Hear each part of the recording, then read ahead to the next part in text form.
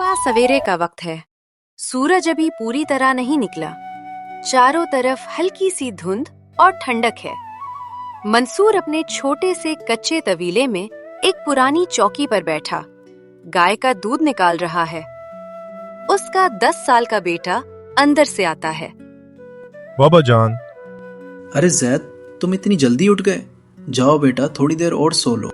बाबा जान, मेरी पैंट फट चुकी है। स्कूल में सब बच्चे मुझको देखकर हंसते हैं। हाँ बेटा, मुझे पता है। मुझे याद है तुम्हारी पैंट फट गई है। स्कूल में सारे बच्चे नई नई ड्रेस पहनकर आते हैं। मेरी ये फटी हुई ड्रेस देख सब मुझे चिढ़ाते हैं। बाबा, मुझे नई ड्रेस सिलवा दो ना। मेरी बहुत ख्वाहिश है कि मैं भी साफ कपड़ों में स्कूल जाऊं। मेरे प्यारे बेटे, फिक्र मत करो। तुम्हारे अब्बा को तुम्हारी हर बात याद है। मैं तुमसे वादा करता हूँ, अगले हफ्ते तक मैं तुम्हारे लिए नई ड्रेस ला दूंगा। तब तक तू इसी ड्रेस से थोड़ा संभल कर काम चला ले, फिर तुम्हारी नई ड्रेस सिल जाएगी। सच कह रहे हैं बाबा? वादा? सच बेटा, तुम्हारा अब्बा वादा तोड़ने वाला नहीं है। अब तुम जाओ और मुंह धोकर आओ। मंसूर दोबारा दूध निकालने लगता है, लेकिन उसके चेहरे पर एक गहरा बोझ आ जाता है। वो जानता नहीं है कि पैसे कहाँ से आएंगे। मंसूर सारा दूध लेकर गांव में बेचने के निकलता है। उसके चेहरे पर आज मायूसी की जगह एक उम्मीद है कि शायद कोई मदद कर दे। वो अपने पहले ग्राहक चचा बशीर के घर पहुंचता है। अरे मंसूर, सुबह होते ही सबसे पहले हम सबको तुम्हारी याद आने लगती है। जब तक तुम्हारे खालिस दूध की चाय हम नहीं पीते, हमारे दिन की शुरुआत ही नहीं होती। आपका बहुत बहुत शुक्रिया चचा कि आप मेरे दूध की इतनी तारीफ करते हो। चचा, मैं आपसे एक छोटी सी इल्तिजा कर सकता हूँ? अरे इल्तिजा कैसी मंसूर? बोलो, क्या बात है? कोई तकलीफ है क्या? चाचा, मुझे कुछ पैसों की सख्त जरूरत है। अगर इस बार पैसे थोड़े पहले मिल जाते तो अच्छा रहता। मुझे अपने बेटे की स्कूल की ड्रेस सिलवानी है। उसकी पैंट बहुत फट चुकी है। मंसूर, तुम जानते हो, हमारे गांव का एक उसूल है। हम कभी उसूलों के खिलाफ नहीं जाते। ना हम वक्त से पहले पैसे देते हैं, ना ही वक्त के बाद। हम सब हर महीने पैसे तो तुम्हें देते ही हैं। तुम वो सब पैसे कहाँ खर्च कर देते हो? चाचा, मेरे पास सिर्फ एक गाय है, उससे मैं कितना कमा लूंगा? और भी बहुत सारे खर्चे रहते हैं। खैर, कोई बात नहीं, मैं किसी और से बोलकर देखता हूँ। मंसूर, जब ये पूरे गांव का उसूल है तो तुम्हें कोई भी वक्त से पहले पैसा क्यों देगा? फिर भी एक बार कोशिश करके देख लो।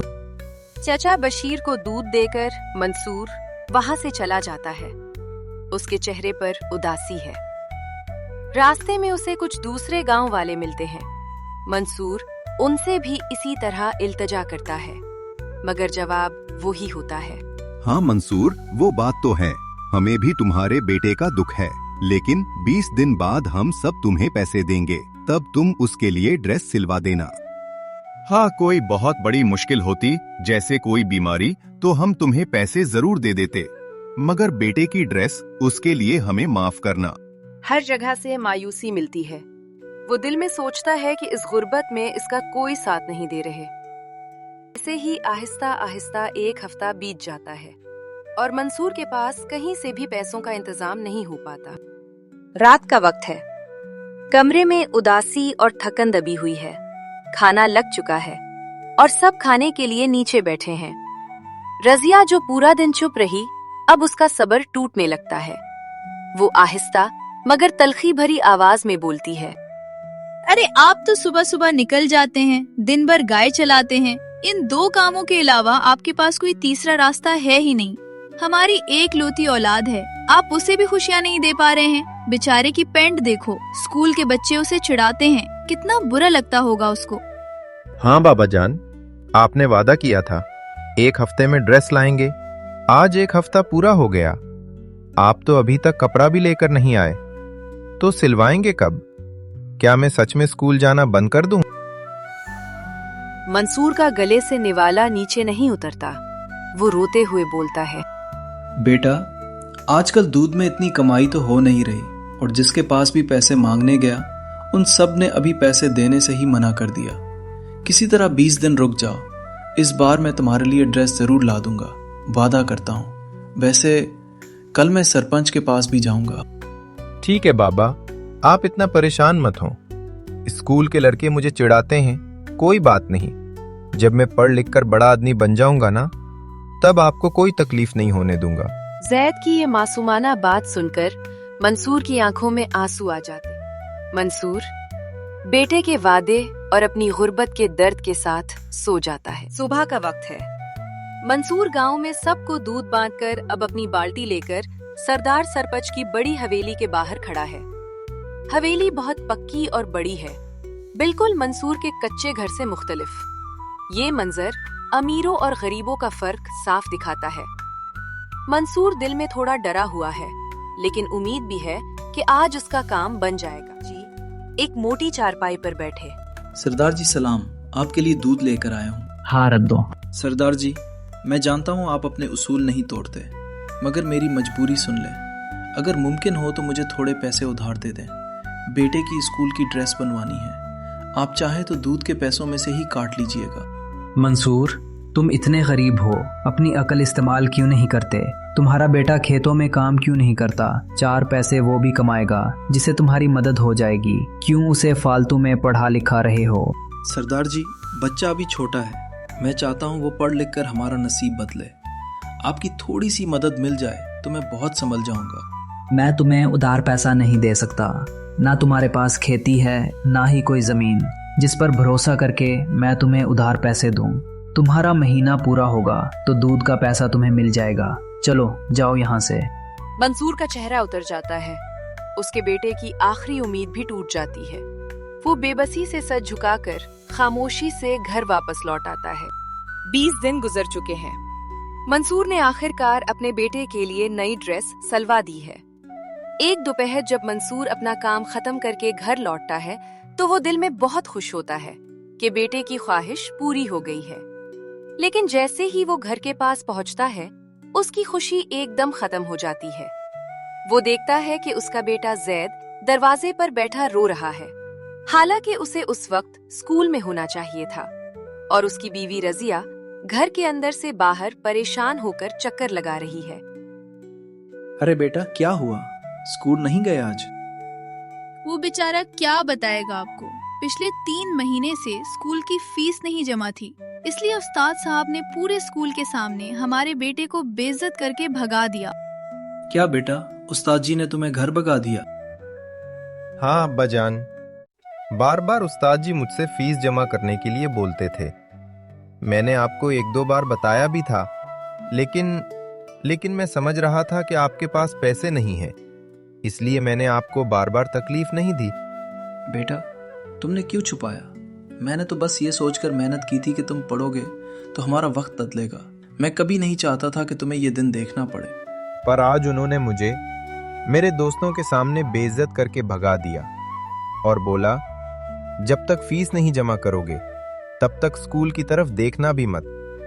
फिक्र मत करो बेटा, मैं तुमसे वादा करता हूँ कि तुम्हारी पढ़ाई लिखाई कभी बंद नहीं होगी।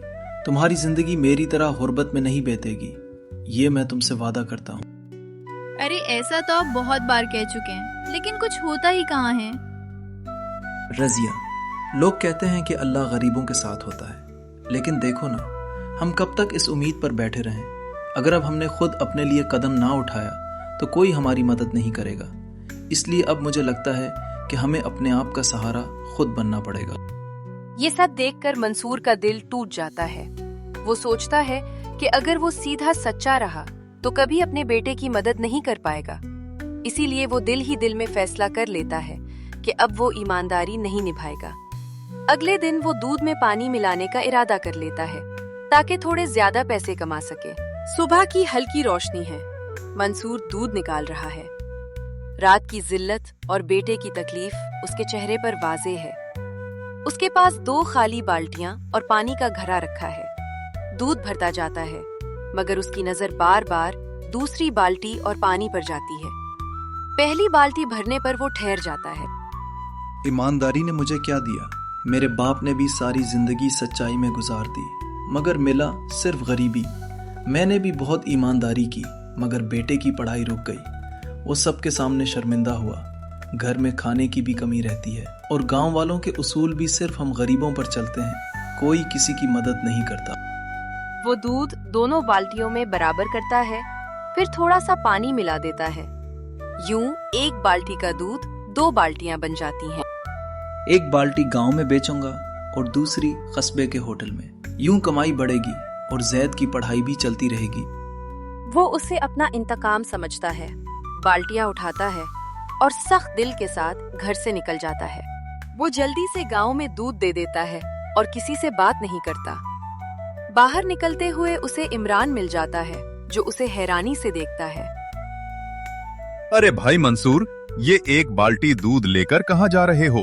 तुम्हारे पास तो सिर्फ एक ही गाय है। इसका दूध तो सिर्फ गांव वालों को ही पूरा हो पाता था। मंसूर घबरा जाता है, उसके माथे पर पसीना आ जाता है, लेकिन वो फौरन बात बना लेता है। अरे इमरान भाई, मेरी गाय अब ज्यादा दूध दे रही है। अल्लाह का करम है, दूध बच जाता है, इसलिए मैं उसे पास के गांव में बेचने जा रहा हूँ। पैसों की जरूरत भी है। अच्छा, ये तो बहुत अच्छी बात हो गई। चलो जी। मंसूर गांव से 10 किलोमीटर दूर एक छोटे से गांव में पहुंच जाता है और एक होटल पर पहुंचता है जो कंपनी का दूध इस्तेमाल करता है। साहब, मैं पास वाले गांव से आया हूँ। मेरे पास गाय का दूध है, आप मुझसे ले लें। मैं आपको 2 रुपए कम में दे दूंगा। मेरा दूध बच जाता है और मुझे पैसों की जरूरत भी है। अरे वाह, ये तो बहुत अच्छा हुआ। मैं तो कंपनी का दूध लेता हूँ। अगर खालिस गाय का दूध 2 रुपए कम में मिल जाए तो मेरे लिए तो फायदा ही है। जितना दूध है दे दो। मंसूर खुश हो जाता है। उसने सारा मिलावटी दूध होटल वाले को दे दिया, जिसे होटल वाले ने खालिस समझकर कबूल कर लिया। भाई, आप रोज एक बाल्टी दूध दे दिया करें। पैसे मैं रोज दे दूंगा, बस वक्त पर पहुंचा देना। हाँ मालिक, मैं खुद आपको दूध दे जाऊंगा, वो भी बिल्कुल वक्त पर। अरे, ये तो बहुत अच्छी बात हो गई। आप अपना नाम बता दीजिए, मैं आपका नाम लिख लेता हूँ और कंपनी वाले दूध को मना कर देता हूँ। मालिक, मेरा नाम मंसूर है। पैसे लेकर खुशी खुशी मंसूर वापस अपने घर आ जाता है। मंसूर जब घर पहुंचता है तो उसके चेहरे पर कामयाबी की झूठी चमक देखकर रजिया और जैद दोनों हैरान होते हैं। क्या बात है, आज आप बड़े खुश लग रहे हैं और आने में भी देर कर दी। हाँ रजिया, ये देखो पैसे। आज मैंने अपना थोड़ा दूध पास वाले गांव में एक होटल वाले को बेचा। उसने खुशी खुशी मेरा दूध ले लिया और मुझे हर रोज पैसे देगा। लेकिन अब्बा जान, इतना दूध आया कहाँ से? हमारे पास तो सिर्फ एक गाय है। अरे बेटा, मैं गाय को अच्छा चारा खिलाता हूँ, इसलिए आहिस्ता आहिस्ता वो दूध ज्यादा देने लगी है। अब ज्यादा बहस मत करो, खाना लगाओ, मुझे भूख लगी है। और बेटा, तू फिक्र मत कर, 1 हफ्ते में मेरे पास इतना पैसा हो जाएगा कि मैं तेरी स्कूल की फीस जमा कर दूंगा। रजिया और उसके बेटे को कुछ समझ तो नहीं आता, लेकिन खुशी में वो ज्यादा सवाल नहीं करते। 1 हफ्ता गुजर गया है। मंसूर रोज होटल वाले को मिला हुआ दूध देकर कुछ पैसे बचा लेता है। आज सुबह काम खत्म करके वो जल्दी घर आ जाता है। उसका बेटा जैद साफ कपड़े पहनकर खुशी से तैयार बैठा है। चलो बाबा जान, मैं तैयार हूँ। मेरा स्कूल जाने का बहुत मन कर रहा है। क्या बात है, लगता है इस बार आपने बेटे से क्या हुआ वादा पूरा कर दिया। ऐसा ना कहो रजिया, अब मैं अपनी जिंदगी में कोई गम नहीं आने दूंगा, ये मेरा वादा है। चलो बेटा, मैंने अपना वादा पूरा कर दिया। मंसूर और जैद स्कूल के प्रिंसिपल के दफ्तर पहुंचते हैं। साहब, ये फीस है। अब मैं हर महीने वक्त पर फीस दूंगा। गरीबों के बच्चे अक्सर फीस ना होने पर पढ़ाई छोड़ देते हैं, लेकिन मेरा बेटा बहुत अच्छा पढ़ता है। मंसूर साहब, मुझे अफसोस है। उस्ताद को आपके बेटे को यूं शर्मिंदा नहीं करना चाहिए था। मैं उन्हें समझा दूंगा कि दोबारा ऐसा ना हो। आपका बेटा बहुत अच्छा पढ़ता है और मुझे यकीन है कि वो एक दिन आपका नाम रोशन करेगा। मंसूर बेटे की इज्जत देखकर खुश होता है, मगर ये खुशी एक बड़े झूठ पर बनी होती है। बाप और बेटा हंसते हुए घर लौट आते हैं। बाद मंसूर हमेशा की तरह मिला हुआ दूध गांव में बांट रहा होता है। आज गांव के चंद लोग और सरदार जी चौक पर जमा हैं। सबके चेहरों पर परेशानी और शिकायत नजर आ रही है। अरे गांव वालों, सरदार जी, आप सब एक साथ यहाँ कैसे? कोई मसला है क्या? अरे मंसूर, गांव वाले शिकायत कर रहे हैं कि तुम्हारा दूध पहले के मुकाबले अब थोड़ा पतला आने लगा है। मुझे भी ऐसा ही लगा। कल मेरे घर में खीर बनी थी, वो बहुत पतली थी। पहले वाले खालिस दूध से जब हम खीर बनाते थे तो वो बहुत गाढ़ी बनती थी। कहीं तुम पानी तो नहीं मिलाने लगे हो मंसूर? ये सुनते ही मंसूर का रंग उड़ जाता है। वो पसीने में डूब जाता है। आज तो मैं पकड़ा गया। बड़ी मुश्किल से बेटे की पढ़ाई शुरू हुई है, यहीं सीधा सब कुछ खत्म हो जाएगा। अरे सरदार साहब, क्या बताऊं, मेरी गाय कुछ दिन से बीमार है। अच्छी तरह चारा नहीं खाती, शायद इसीलिए दूध पतला हो रहा है। मैंने डॉक्टर को भी दिखा दिया है, वो कह गया है कि गाय जल्द ठीक हो जाएगी। अरे मंसूर, तुम्हारी गाय बीमार थी तो हमें बताना चाहिए था। हम बेवजह तुम पर शक कर रहे थे। तुम तो अपने ईमानदार बाप के बेटे हो। सरदार और बाकी गांव वाले मंसूर पर शक करना छोड़ देते हैं और वहां से चले जाते हैं। आज तो बाल बाल बच गया, लेकिन ये झूठ और गाय का बहाना बनाकर मैं कब तक बचता रहूंगा। मुझे जल्द ही कोई हकीकी हल निकालना पड़ेगा कि दूध गाढ़ा कैसे हो। दोपहर का वक्त है। मंसूर गाय को चराने के बहाने खेतों की तरफ जाता है, मगर असल में गांव वालों की शिकायत के बारे में सोच रहा होता है। जंगल के किनारे पहुंचकर वो बहुत परेशान और मायूस खड़ा होता है। मैं क्या करूं? पानी ना मिलाऊं तो फेस कैसे दूं? और मिलाऊं तो लोग पकड़ लेंगे। मुझे कोई ऐसा रास्ता चाहिए कि दूध गाढ़ा भी लगे और शक भी ना हो। ये सोचते हुए वो बेख्याली में जंगल के उस हिस्से तक पहुंच जाता है जहां वो कभी नहीं जाता था। मंसूर आगे बढ़ता है तो उसे एक अजीब सा पौधा नजर आता है। ये बाकी पौधों से अलग होता है और उसकी मोटी पत्तियों से सफेद गाढ़ा रस निकल रहा होता है। ये कैसा पौधा है? इसकी पत्तियों से तो सफेद गाढ़ा रस निकल रहा है। वो एक पत्ती तोड़कर उसका गाढ़ा चिपचिपा रस अपनी उंगली पर लगा लेता है। ये रस तो दूध जैसा और बहुत गाढ़ा है। क्यों ना मैं ये रस दूध में मिला दूं? इससे दूध फिर गाढ़ा हो जाएगा। वो झुककर रस की थोड़ी सी मिकदार अपनी जबान से चखता है। उसकी आंखें हैरत से चमक उठती हैं। अरे वाह, इसका जायका तो मीठा है।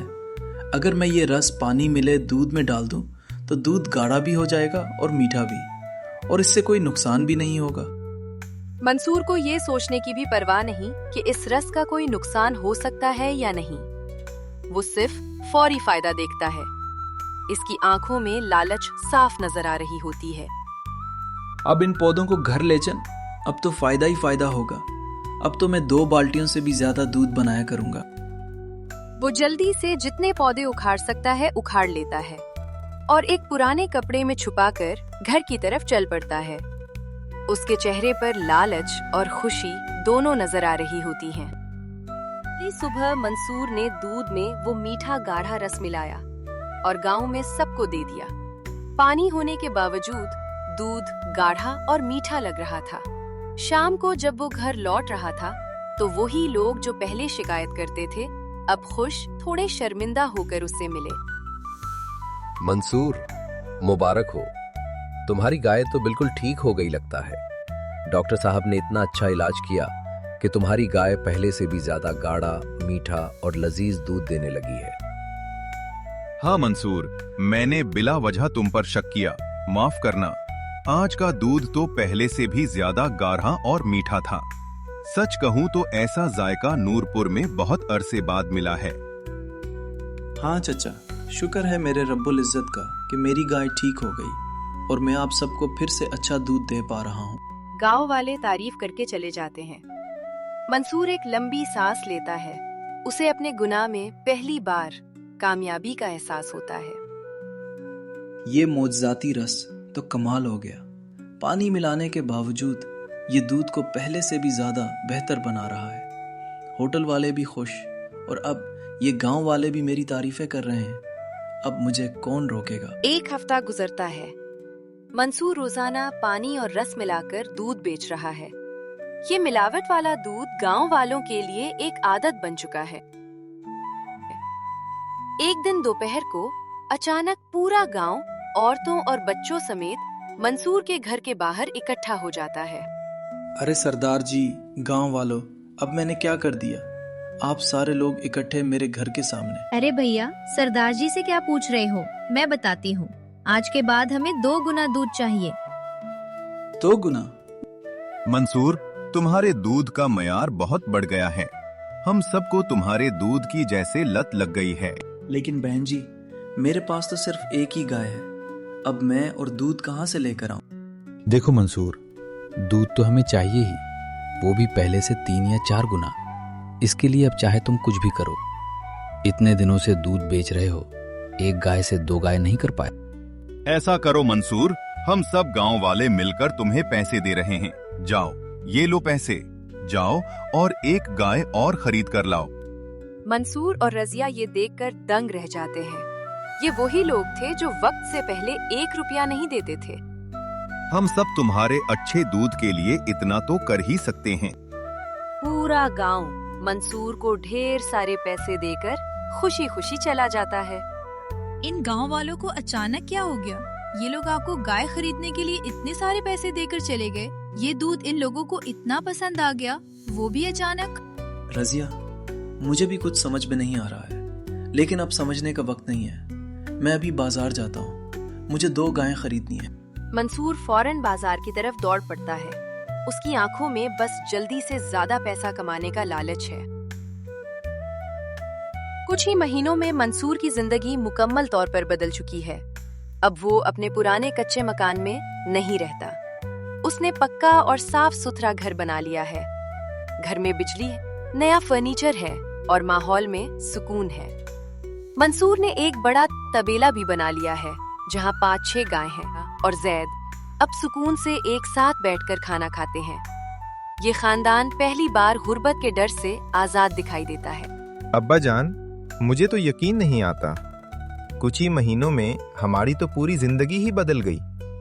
हमारा नया घर, ये आराम, मुझे तो ये सब एक सपना लग रहा है। बेटा, अल्लाह का शुक्र अदा कर, ये सब तुम्हारे अब्बा की मेहनत का नतीजा है। हाँ बेटा, ये कोई सपना नहीं है, ये तुम्हारे अब्बा की मेहनत और समझदारी की हकीकत है। तुम्हें पता है, आसपास के सारे दूध वाले तो अपना गांव छोड़कर शहर भाग गए हैं। भाग क्यों गए? क्योंकि सारे गांव वालों को मेरा दूध इतना पसंद आ रहा है कि वो सब अब सिर्फ मुझसे ही दूध खरीदते हैं। कोई दूसरे दूध वाले को पूछता ही नहीं। जब ग्राहक ही ना रहे तो वो बेचारे क्या करते हैं? रजिया और जैद खुश हो जाते हैं। वो नहीं जानते कि ये सारी तरक्की उस खुफिया रस और मिलावट की बदौलत है। मैंने तुमसे कहा था ना रजिया, अब मैं अपनी जिंदगी में कभी कोई गम नहीं आने दूंगा। मैंने तुम्हें और जैद को गुर्बत की दलदल से निकाल लिया। अब तुम्हें कभी किसी के सामने झुकना नहीं पड़ेगा। मुझे पता है आप बहुत मेहनती हैं। आपने हमारे लिए जो कुछ किया है वो हम कभी नहीं भूलेंगे। मुझे फख्र है आप पर। अब्बा, मैं भी बहुत दिल लगाकर पढ़ रहा हूँ। मैंने प्रिंसिपल साहब को वादा किया है कि मैं आपका नाम रोशन करूंगा। हाँ बेटा, तू अपना काम कर और मैं अपना। मैंने जो रास्ता चुना है वो मुश्किल जरूर है, पर उसने मेरी जिंदगी बदल दी है। अब कोई मुझे गरीब नहीं कहेगा। वो सब खाना खत्म कर लेते हैं। घर में हर चीज ठीक और खुशगवार लगती है। मगर कुछ महीनों की खुशहाली के बाद अचानक नूरपुर और आसपास के गांव में लोग शदीद बीमार होने लगते हैं। बुखार, पेट दर्द और बहुत कमजोरी के साथ मंसूर के घर की हालत भी बिगड़ जाती है। रजिया और जैद बीमार पड़ जाते हैं और खुद मंसूर भी कमजोर और बेचैन रहने लगता है। डॉक्टर साहब, अचानक कौन सा जरासीम फैल गया कि ये सारे गांव वाले एक साथ बीमार हो गए? मुझे भी समझ नहीं आ रहा सरदार साहब। ये कोई आम बुखार नहीं लग रहा, लेकिन एक अजीब बात है। इन 5 गांव को छोड़कर आसपास के किसी दूसरे गांव या कस्बे में ये बीमारी नहीं फैली। ऐसा कैसे हो सकता है? इसी असना में मंसूर खौफ और नदामत के मिले जले तासुरात के साथ अपनी बीवी रजिया और बेटे जैद को सहारा देते हुए अस्पताल पहुंचता है। डॉक्टर साहब, मेरे बेटे और बीवी को जल्दी देखिए। इन दोनों की हालत तो कुछ ज्यादा ही खराब लग रही है। मेरा इलाज आप भले ही बाद में करना, पहले इन्हें ठीक कर दीजिए। मंसूर इस हकीकत से बेखबर है कि ये बीमारी इसके अपने खुफिया रस का नतीजा है। मैंने कहा ना मंसूर साहब, घबराइए मत, मैं देखता हूँ। ये बीमारी अजीब जरूर है, लेकिन काबू में आ जाएगी। इलाज के बाद सब लोग ठीक तो हो जाते हैं, मगर कुछ ही दिनों बाद वही लोग दोबारा बीमार पड़ने लगते हैं। अब गांव वालों को सूरत हाल की संगीनी का एहसास होता है। सरदार जी, इस बार मजीद संजीदा हो जाते हैं और तमाम गांव वालों को अपनी हवेली पर इकट्ठा करते हैं। गांव वालों, आप सबने ध्यान दिया? ये सब कुछ इस वक्त शुरू हुआ जब मंसूर कुछ ही महीनों में अमीर बन गया। पहले उसके पास एक गाय थी, अब पूरे तबीले में 5 गायें हैं। उसने जरूर कोई गड़बड़ की है। गांव वाले हैरानी और तशवीश से एक दूसरे को देखते हैं, क्योंकि जिस जिस गांव में मंसूर दूध देता है, सिर्फ उसी गांव के लोग बार बार बीमार हो रहे हैं। बाकी के गांव वालों को कुछ नहीं हुआ। ये बात खुद डॉक्टर साहब ने भी बताई थी। अरे हाँ सरदार जी, ये तो मैंने ध्यान ही नहीं दिया। पहले उसका दूध पतला हुआ, फिर गाढ़ा और मीठा हुआ, और फिर ये बीमारी। ऐसे तो हम इस पर कोई इल्जाम लगा नहीं सकते, इसलिए मैंने फैसला किया है। चचा इकरूम, आप जाएंगे और मंसूर के दूध का एक नमूना लेंगे। मैं उस दूध की जांच कराऊंगा, फिर दूध का दूध और पानी का पानी हो जाएगा। सरदार जी का चेहरा अब अज़्म और इंतकाम के इरादे से भरा हुआ है। वो फौरन नमूना लेकर जांच के लिए भेजने की तैयारी करते हैं। अगले दिन की दोपहर सरदार जी की हवेली के सहन में नूरपुर के वो सब लोग जमा हैं जो बीमारी से ठीक हो चुके हैं। डॉक्टर साहब जांच रिपोर्ट हाथ में लिए खड़े हैं। मंसूर, रजिया और जैद एक कोने में खड़े हैं। मंसूर का चेहरा जर्द है, माथे पर पसीना और आंखों में खौफ। उसे अंदाजा है कि इसका राज अब नहीं छुप सकेगा। मंसूर, हमें तुमसे ये उम्मीद नहीं थी। तुमने हम सबके साथ बहुत बड़ी गद्दारी की है। डॉक्टर साहब बताइए, मंसूर के दूध की रिपोर्ट में क्या निकला है? सरदार जी, इस दूध में एक ऐसा केमिकल पाया गया है जो उस जंगली पौधे के रस से आया है। ये एक खतरनाक मादा है। मंसूर एक कदम पीछे हटता है। उसके पांव कांपते हैं और वो लड़खड़ा जाता है। उसके चेहरे पर खौफ, शर्मिंदगी और बेबसी साफ झलक रही होती है। ये कीमियाई मादा अगर एक बार किसी के जिस्म में चला जाए तो वो उसका आदी हो जाता है, उसे उसकी लत पड़ जाती है। इसी वजह से आप सबको मंसूर के दूध का जायका अचानक बहुत पसंद आने लगा था और उसकी लत लग गई थी। गांव वाले हैरत से मंसूर को देखते हैं और कुछ लोगों के चेहरों पर साफ गुस्सा नजर आता है। लेकिन अगर वो कीमियाई मादा हर रोज किसी के जिस्म में जाता रहे तो कुछ ही महीनों में ये जिस्म के अंदरूनी निज़ाम को मुतासिर करना शुरू कर देता है, जिससे आप सबको वो शदीद बीमारियां लाहक हुईं और आप बार बार बीमार पड़ रहे थे। ये सुनकर गांव वाले गुस्से और गजब से चीखना शुरू कर देते हैं। तो अब समझ में आया कि अचानक हमें मंसूर के दूध की इतनी लत क्यों पड़ गई। सरदार जी, इसने हमारी जान के साथ खिलवाड़ किया है। फौरन पुलिस को बुलाइए, इसको जेल में डलवा दो। जैसे ही पुलिस का जिक्र होता है, जैद तेजी से अपने बाप के सामने आकर खड़ा हो जाता है। नहीं नहीं, आप लोग मेरे अब्बा के साथ ऐसा मत कीजिए। बाबा, क्या सच में आपने ऐसा किया है? अरे अब आप बोलते क्यों नहीं? मैं सब कुछ सच बताऊंगा। मंसूर की हिम्मत और झूठ टूट जाते हैं। वो शर्मिंदा होकर घुटनों के बल बैठ जाता है और उसकी आंखों से आंसू बहने लगते हैं। लेकिन गांव वालों, मुझे कसम है, मुझे ये नहीं पता था कि उस पौधे का रस दूध में मिलाने से इंसान बीमार पड़ सकता है। सबसे पहले मैंने ही उस रस को चखा था, इसलिए मुझे लगा ये नुकसानदेह नहीं है। आप लोग खुद सोचिए, अगर मुझे पता होता कि वो रस नुकसान करेगा तो क्या मैं अपने खानदान को, अपनी बीवी और बेटे को वो दूध पिलाता? मैं अपनी जिंदगी से हार चुका था। घर में खाने को नहीं था, मेरे बेटे को स्कूल से जलील करके निकाला गया और आप सब ने अपने सख्त उसूलों की वजह से मुझे पैसे देने से मना कर दिया था। बताइए, मैं करता भी तो क्या करता? मेरे पास कोई दूसरा रास्ता ही नहीं था। मैंने सिर्फ अब आप लोग चाहें तो मुझे पुलिस के हवाले कर दीजिए। जो सजा देना चाहें मुझे दे दीजिए। मंसूर की कहानी सुनकर कई बूढ़े गांव वालों की आंखों में नमी आ जाती है। उन्हें मंसूर के बाप की ईमानदारी याद आती है और गांव के उसूलों की सख्ती का भी एहसास होता है। मंसूर ने सच कहा, तुम्हारे वालिद बहुत ईमानदार थे और हमारी भी गलती थी कि हमने वक्त पर मदद नहीं की गुर्बत और मजबूरी ने उसे ये रास्ता दिखाया। मुझे लगता है हमें मंसूर को दूसरा मौका देना चाहिए। उसने अपनी गलती मान ली है और हमारे गांव का निजाम भी उसका जिम्मेदार है। गांव वाले सब सर हिलाकर इत्तेफाक करते हैं। ठीक है गांव वालों, अगर आप सबकी यही मर्जी है तो मंसूर, मैं तुम्हें एक आखिरी मौका देता हूं। और हाँ, वो उसूल भी आज के बाद बदला जाता है कि वक्त से पहले या बाद में पैसे नहीं दिए जा सकते। अब गांव में जरूरत पर पैसे देने का उसूल होगा, कोई गरीब जलील नहीं होगा। लेकिन मंसूर, आज के बाद अगर ऐसी कोई शिकायत मिली तो याद रखना, डॉक्टर की रिपोर्ट हमारे पास है। अगले दिन तुम पुलिस की कॉल कोठरी में नजर आओगे। सरदार जी, मैंने जो किया मजबूरी में किया। अब मैं कसम खाकर कहता हूँ, आज के बाद ऐसा कभी नहीं करूँगा।